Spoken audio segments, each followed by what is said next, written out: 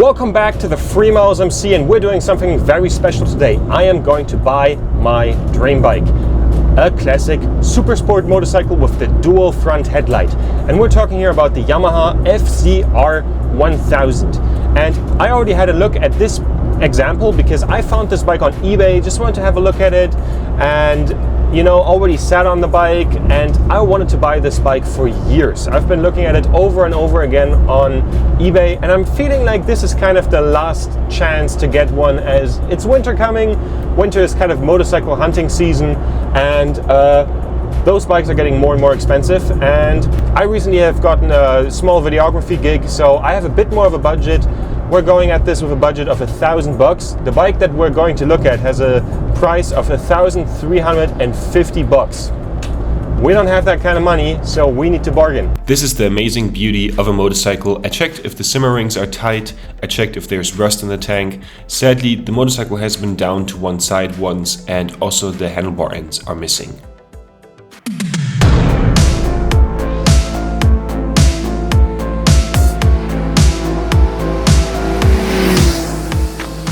So we're now out here on the Yamaha FZR 1000, test riding the bike, and so far I gotta say it's quite a nice package. It's for the money that the buyer wants to have. You really lay very flat on the bike, which is what I'm looking for. You have a very in-the-pocket feel, typical to the old super sports, and it's such a nice feeling. I'm feeling like I'm back home on my Yamaha FZR that I had when I was 19 years old, and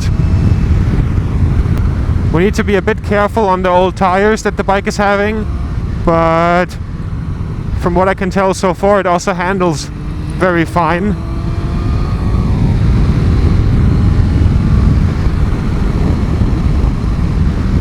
We kind of need to test out all the gears and if all that works, so we don't have like a transmission issue or like an engine issue or anything. But I gotta say, so far it seems to be all super fine, and I'm having a blast on the bike. But I have to say, the $1,300 that the guy wants for the bike, I'm not paying that much.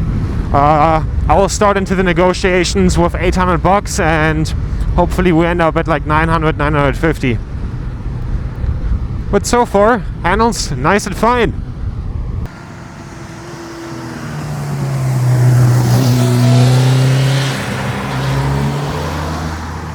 So I'm now with the motorcycle in the car. I sadly was not able to film a whole lot while buying it, as was just not the vibe, and I needed to negotiate with the guy.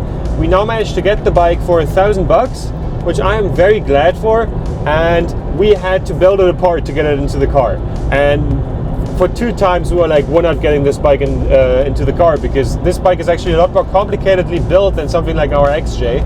So yeah, all quite happy. Let's see how I get this thing put together.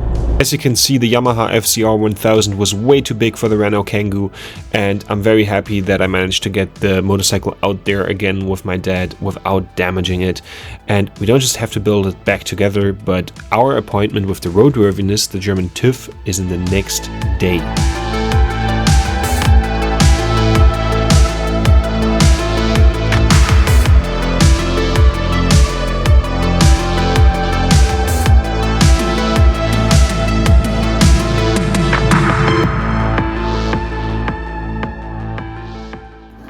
And lucky me, Yamaha is apparently selling the same thing across the board. So we instantly have a bit of an issue. I just compared this end of the handlebar with the Yamaha XJ, which has the same handlebar ends, and it's all stock. Problem is, this thing is stripped. There's no kind of Gewinde, there's no kind of like thing to put something in left. Fuck. This is of course relatively bad, as our roadworthiness appointment is tomorrow. And we have another problem. The exhaust requires something called an ABE. Problem is, the ABE is not available anymore in the internet, so we need to do something that is called here a Einzelabnahme in Germany, and we need to be on a waiting list. And I pulled some strings through knowing someone who knows someone to get an appointment for the TÜV on Thursday instead of waiting 3 months. So, fuck. But let's first of all focus on the stuff we can fix now and put on the fairing.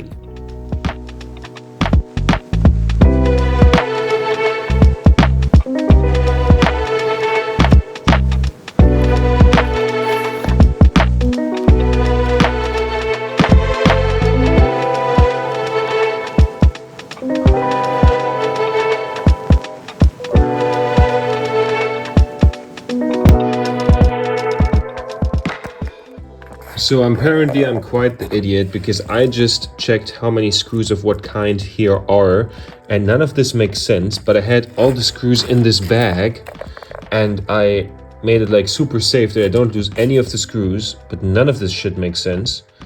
So now I need to try to use my own screws to get the fucking fairing back on. That's not what I wanted to do.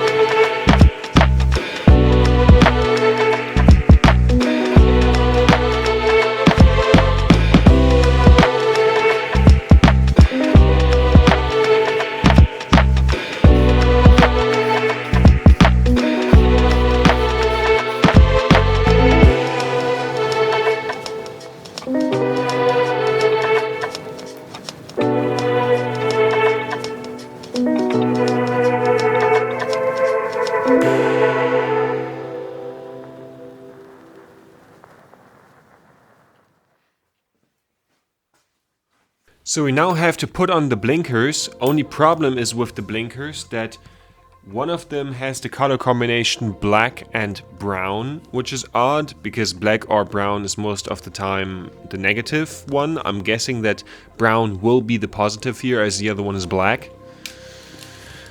And here on this one we have black and black with one white stripe. So I'm guessing the one with the white stripe will be the positive one. Let's have a check at the manual, even though I'm guessing that that will not be in there, as I'm pretty sure that those are aftermarket cables, as someone already exchanged the blinkers or something when someone owned the bike before me. But yeah.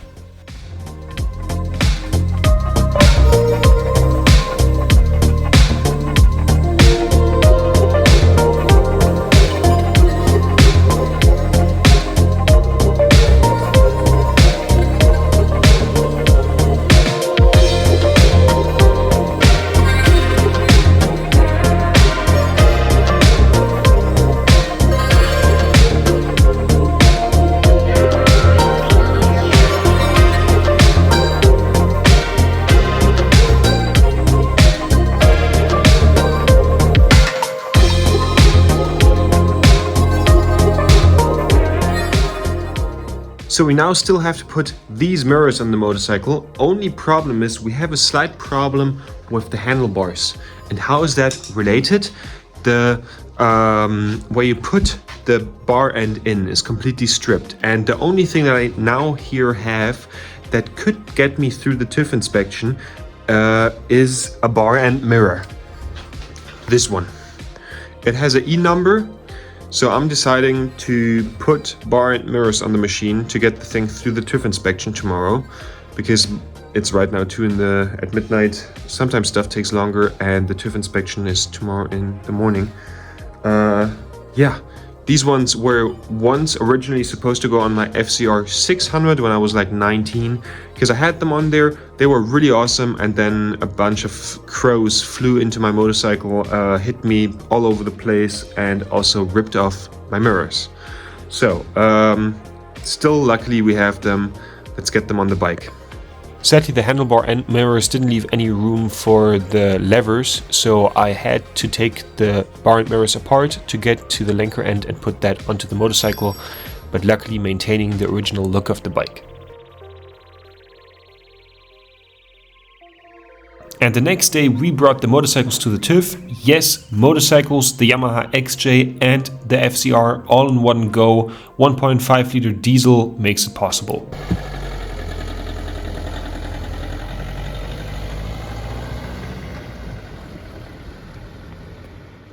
So we now here have the Yamaha FZR 1000 finally on the road, and what a beautiful bike with all the special features, with the dual headlight, the boxy rear end, and just everything. The really flat line. And there's so many bikes like this that are so much more expensive, like the Suzuki GSX R750 with the dual headlight, and also the new Yamaha FZR GP, which kind of has a very lot of the similar styling cues. So we now have the bike on the road. They said there's a small little drawback when getting the tires installed. I had a contact to a garage who let me work inside their facilities, and I was not able to film there, but I put new tires on the bike. But sadly, that meant also that I found out that the front forks were slightly bent, but it's alright if the front wheel is in. It's just something for the winter, but it's no big deal. And yeah, what an amazing platform of a motorcycle. That is so fun.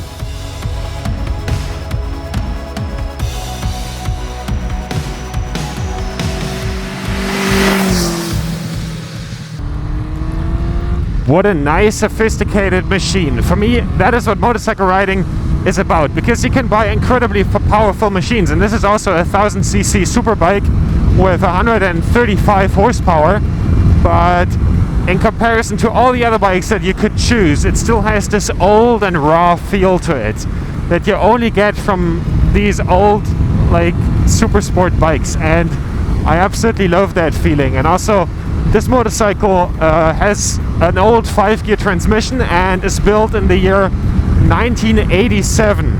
And with the year 1987, you don't have to do any emissions testing when getting the bike roadworthy. And that is really nice, as these engines just become older and older. And oh, the handling is so good. And this was back then Yamaha's 5-valve setup that they had on their engines. And this is just such a fun machine. And those here are the roads that I used to drive during the pandemic when I first started motorcycle riding on my Yamaha FZR. And I got this bike now because the Yamaha FZR shares a transmission with 400, and then often proves, like, I was on my FZR at some point on the 3rd motor. So I will actually restore that bike, but I wanted this motorcycle as a forever and keep motorcycle, because imagine just aging and being at some point like 35 and like 2035, and everyone has the new bikes and you still have this old jam. And I kind of wanted to buy this bike now because this is a classic motorcycle, and they're very, very cheap right now, but they will go up in price at some point. And that they are now not the super expensive, nice classical bike is, I don't care, because what at the end of the day is the difference? This is basically the same as the Suzuki GSX R750. You have a nice dual headlight, you have the nice 80s looks. What more could you want? It's so nice. Just so nice, so beautiful, and also absolutely performs as a motorcycle. One small minor complaint, the clutch doesn't fully grip when you really give the bike the beans. If you have it on the highway and you just go and go and go, you will have a slipping clutch at some point. But yeah, we will work on that. And I mean, there's a reason I bought this bike in October and not in April, you know? Because now the winter is coming and we can work on this machine and maybe exchange the front forks or bend them back into place, and also give it maybe some nicer suspension inside the forks, basically. And we of course also can get to the issue of the clutch slipping. And this bike also comes with Yamaha's 5-valve system that they had back then, that the engine had like 5 valves for each cylinder, similar to on the old Audi Quattro rally cars. So it's just such a nice, characterful machine. I'm absolutely in love with it. This motorcycle doesn't just ride incredibly raw and unfiltered and fast, it also really looks the part. It is a motorcycle that you don't see on the road anymore. It has a very classical look, and people just snap their necks looking at this machine. And with its very beautiful 80s inspired look, with the dual front headlight, the boxy rear end, and just the look overall, it's an aesthetic that influenced sci-fi movies like Blade Runner, video games like Cyberpunk 2077, and it's just a very special feel. And for a vintage bike, it feels authentic because it's the coolest thing that I can actually afford. It is a bike, when I look at it, it's the coolest thing that I can buy, so I can own it with the pride of it being authentically me and me having started on a bike like this. And nice bonus, when you ride it, you really feel like the hero in a dystopian sci-fi movie. You look lonely. I can fix that.